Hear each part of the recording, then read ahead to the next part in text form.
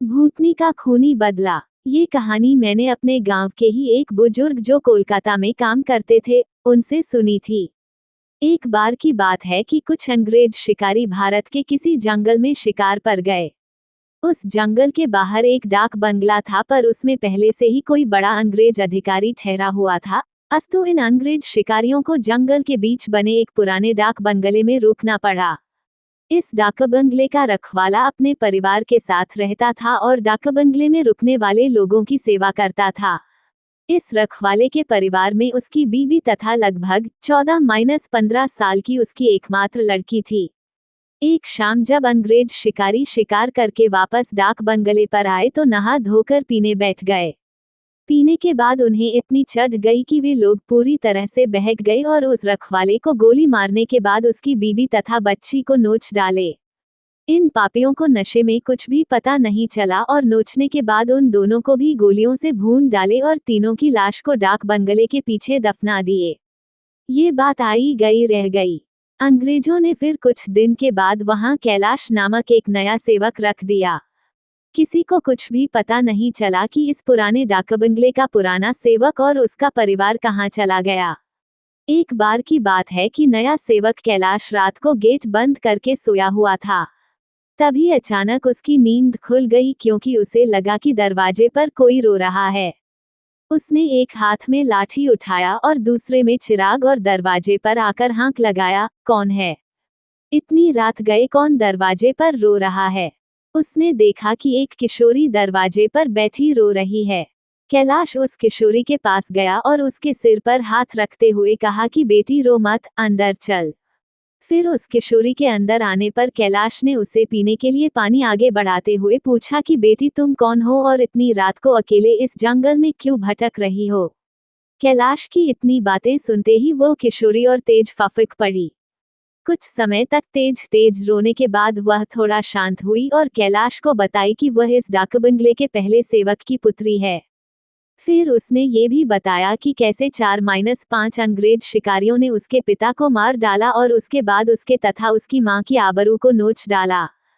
फिर कैसे उसकी मां तथा उसको भी गोलियों से भूनने के बाद डाक बंगले के पीछे दफना दिया। उस किशोरी की इतनी बातें सुनते ही कैलाश पूरी तरह सहम गया, पर निडरता दिखाते हुए पूछा कि ऐसे कैसे हो सकता है? अगर तू मर गई है तो मेरे सामने कैसे बैठी है?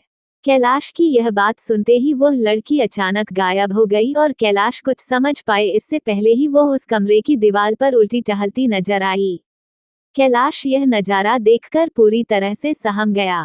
फिर अचानक वह लड़की आकर कैलाश के सामने बैठते हुए बोली कि काका, आप डरिए मत, मैं आपका कुछ भी बुरा नहीं करूंगी।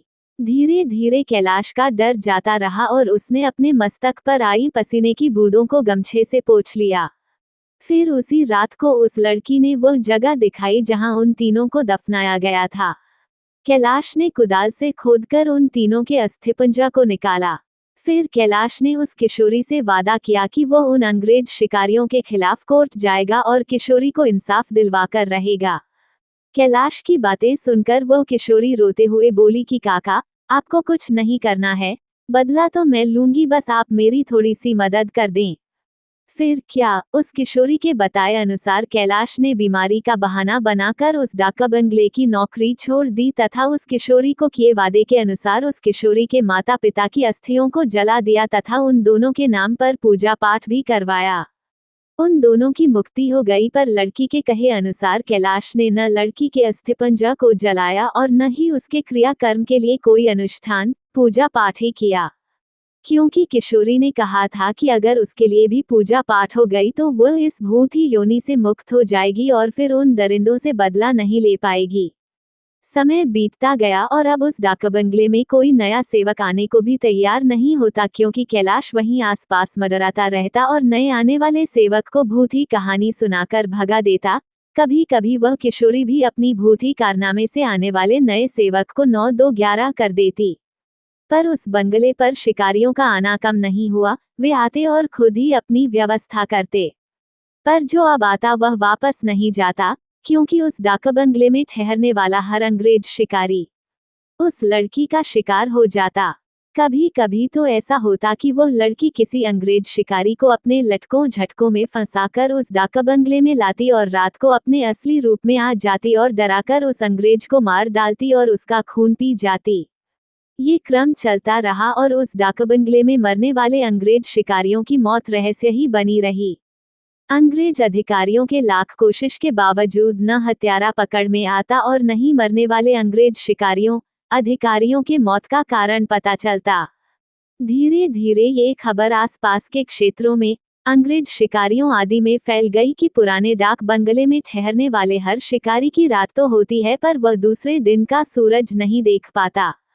3 और वर्ष बीते और अब वह डाक बंगला खंडहर हो गया, क्योंकि अब किसी में भी हिम्मत नहीं थी कि वहां ठहरे। आखिर किसको अपनी जान की परवाह नहीं होती। पर वो किशोरी भूतनी जो अब युवती बन गई थी, उसी डाक बंगले में रहकर अपने हत्यारों का इंतजार करती। दिन में उधर आने जाने वाले लोगों को उसका एहसास होता, क्योंकि वह बराबर रोती रहती पर किसी को दिखाई नहीं देती। एक बार की बात है कि वह युवा भूतनी उस जंगल में रह रहे एक युवा भूत तथा युवा भूतनी के संपर्क में आई। ये दोनों आदिवासी थे और जंगल में लकड़ी काटते समय किसी अंग्रेज शिकारी के शिकार बन गए थे। युवा भूतनी उन दोनों को लेकर शहर की ओर निकल गई। युवा भूतनी उन दोनों भूत भूतनी के साथ शहर में घूम घूम कर अपने हथियारों की तलाश करती रही। 2-3 दिन की मेहनत के बाद ही वह अपने हथियारों को पहचान ली। एक दिन वह शाम के समय खूबसूरत युवती बनकर उनमें से एक हत्यारे अंग्रेज शिकारी के घर पर गई। घर पर उस अंग्रेज के सिवा कोई नहीं था। फिर उसने खूब लटके झटके दिखाए और उस अंग्रेज को अपनी सुंदरता में फांस लिया। रूप लुभावन हो तो अच्छों को फंसते देर नहीं लगती। योजना के अनुसार वह दूसरे दिन भी उस अंग्रेज से मिली। फिर उसे पूरी तरह विश्वास में लेने के बाद एक दिन कही कि क्यों नहीं हम लोग शिकार पर चलें। अंग्रेज ने कहा कि अच्छी बात है, मेरे कुछ मित्र शिकारी हैं, उन्हें भी लेकर चलते हैं।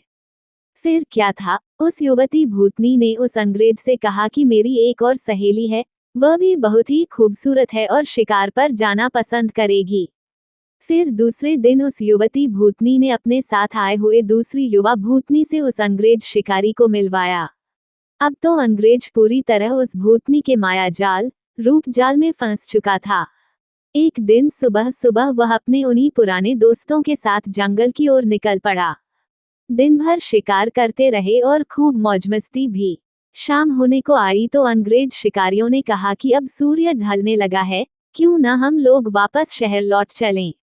अंग्रेज की बात सुनकर उस युवा भूतनी ने कहा कि ना, आज रात हम लोग यहीं ठहरकर जंगल का आनंद उठाते हैं। पर एक अंग्रेज शिकारी ने कहा कि हमने पहले से डाक बंगला तो बुक किया नहीं है, ठहरेंगे कहाँ। फिर क्या था, वो युवा भूतनी मुस्कुराई और बोली कि इसी जंगल में दूसरी ओर मेरे एक मित्र आदिवासी की कुटिया है, हम रात वहीं बिताएंगे और खूब मौजमस्ती करेंगे। अब हुआ यूं कि उस युवा भूतनी की योजना के अनुसार देखते ही देखते उसके मित्र युवा भूत ने एक मड़ाई तैयार कर ली थी। उसमें ऐशो आराम की सारी चीजें भी ला दी थी। उन दोनों युवा भूतनी के साथ ये अंग्रेज उस मड़ाई में पहुंचे। इन अंग्रेज शिकारियों को उस मड़ाई की दशा देखकर अजीब लगा, क्योंकि उस मड़ाई में महलों, बड़े बड़े होटलों जैसी व्यवस्था थी। रात को पार्टी शुरू हुई तथा साथ ही अंग्रेज अधिकारियों की सिट्टी पिट्टी गुम होना ही। क्योंकि पहले तो उन दो युवा भूतनी जो देखने में बहुत खूबसूरत लग रही थी, अचानक बहुत ही डरावनी रूप बना ली। ऐसा रूप जिसे देखते ही अच्छों की पैंट गीली हो जाए। फिर क्या था, उन भूतनियों ने ग्लास में खून भरकर लाकर उन अंग्रेजों को पिलाना शुरू कर दिया। किसी अंग्रेज की हिम्मत ही न थी कि वह ना करे, क्योंकि सब के सब पूरी तरह से डरे हुए थे और कांप रहे थे। अचानक आदिवासी युवा भी विकराल रूप में आ गया और अचानक उछलकर पास के एक मोटे पेड़ की मोटी शाखा को उछलकर इतना जोर से खींचा कि चर्रा की आवाज के साथ वह मोटी शाखा टूट गई। उसके बाद वो विकराल भूत उन अंग्रेज शिकारियों में से एक को पकड़कर पैर के नीचे दबाकर देखते ही देखते चीर दिया और उसके खून को पीने लगा। उसका खून पीता देख दोनों भूतनियों ने भी लंबी लंबी विकराल चीख निकालते हुए खून पीने में उसका साथ देने लगी और साथ ही अपने बड़े बड़े नाखूनों से उसका शरीर जगह जगह से चीरने लगी। उस युवा भूतनी ने तो भयानक आवाज निकालते हुए दौड़कर एक दूसरे अंग्रेज शिकारी के पास पहुंची और उसकी आंखों में अपने विकराल, भयावह, भाले जैसे नखों को डालकर उसकी दोनों आंखों को निकालकर खा गई। इसके बाद उन तीनों भूत ने एक एक कर सभी अंग्रेज शिकारियों को मार डाला।